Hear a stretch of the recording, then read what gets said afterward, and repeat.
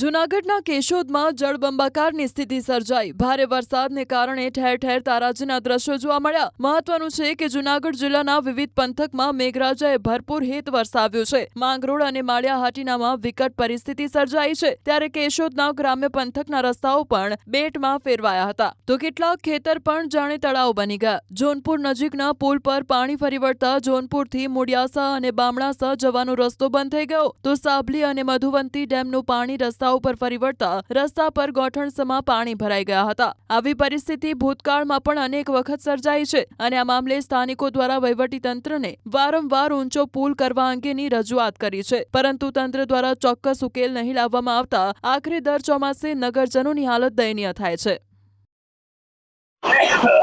જૂનાગઢ જિલ્લામાં મેઘ તાંડવ મચ્યું છે અને જ્યાં જુઓ ત્યાં પાણી જ પાણી છે, ત્યારે ન્યૂઝ 18 ની ટીમ ગ્રાઉન્ડ ઝીરો પર પહોંચી છે અને ગ્રાઉન્ડ ઝીરો પર હાલ કેશોદ તાલુકાનું જે જોનપુર છે ત્યાં પહોંચી છે। આપ જોઈ શકો છો કે જોનપુરથી જે ગામો છે ઘેડ પંથકના તેને જોડતો આ રસ્તો છે અને ત્યાં આ પુલ પર જે કોઝવે છે ત્યાં પાણી ભરાયા છે।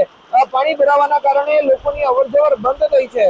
મહા મુસીબતે ચાલીને સામેના કાંઠે જવું પડે તેવી સ્થિતિ છે। સ્થાનિક લોકો આપણી સાથે છે, સ્થાનિક લોકો સાથે આપણે સીધી વાત કરીશું। શું કહેશો, કેવી પરિસ્થિતિ છે ને દર વર્ષે આ રીતની સ્થિતિ હોય છે? દર વર્ષે આ જ પરિસ્થિતિ હોય છે।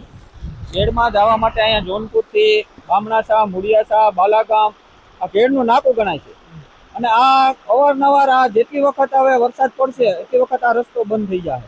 અનેક વાર રજૂઆતો કરવા છતાં આ પુલનું કામ કોઈ પણ હાથમાં લીધેલ નથી હજી સુધીમાં, અને આ બ્રિજ બની જાય એટલે આ રસ્તો કાયમી માટે ખુલ્લો રહી છે। એટલે બ્રિજ માટેની કોઈ રજૂઆતો કે કરી છે એવું કંઈ ખરું? રૂબરૂ અનેક વખત રજૂઆત કરેલ છે, આરએનબી વિભાગને કરેલ છે, એટલે આનું હજી કાંઈ પણ નિરાકરણ આવે જ નથી। આપણી સાથે અન્ય લોકો છે। આ જે વિસ્તાર છે ઘેડ પંથકને જોડતો વિસ્તાર છે, દર વર્ષે જળબંબાકારની સ્થિતિ, પ્રથમ વરસાદમાં આ સ્થિતિ છે। શું કહેશો, કેવી મુશ્કેલી અનુભવાય છે? પૂરી મુશ્કેલી છે। બધી વખત જ્યારે પાણી આવે ત્યારે આ પરિસ્થિતિ થાય છે અને અવારનવાર રજૂઆત કરવા છતાંય જે લોકો કામ કરવા આવે ઠાકર ઠુકર કરીને વયા જાય છે। કોઈ પણ જાતની કોઈ પણ સારી કામગીરી કરતા નથી અને અત્યારે 300 મીટર અમારે આ પુલનો વધારે ઊંચો રોડ લેવા માંગે છે, એ કોઈ રજૂઆત કરતા છતાંય કંઈક રિપેરિંગ કરીને વયા જાય, કંઈ કામ કરતા નથી। આપણી સાથે અન્ય લોકો છે, આપણે તેમની સાથે વાત કરીશું। કાકા, આ વરસાદના કારણે કેવી સ્થિતિ અને પાકમાં કેવું અત્યારે છે? આમાં શું પાક થાય? આમાં પાક થાય એવું રહ્યું છે અમારું।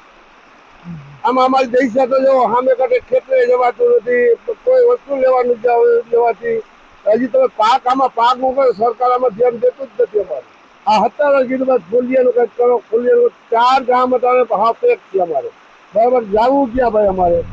આપ જોઈ શકો છો કે લોકો છે તે અત્યારે પોતાના બાળકોને લઈને અહીં ઊભા છે, સામા કાંઠે જવું છે પરંતુ જવાય તેવી સ્થિતિ નથી ને હાલ જ્યાં જુઓ ત્યાં જળબંબાકારની સ્થિતિનું હાલ નિર્માણ થઈ રહ્યું છે ને હાલ જે કેશોદ પંથકમાં પણ જે ગ્રામ્ય વિસ્તાર છે ત્યાં પાણી ફરી વળ્યા છે।